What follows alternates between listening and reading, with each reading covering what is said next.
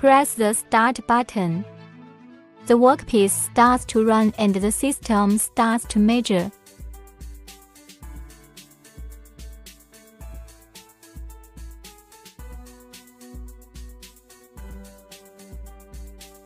The data is read and the system detects the amount and position of the workpiece imbalance. The workpiece automatically stops running and the system automatically stops measuring.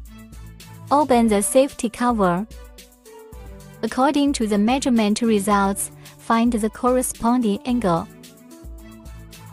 and perform weight addition and processing.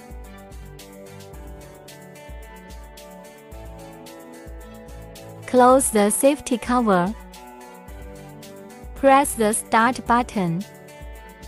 The workpiece starts to run and the system starts to measure.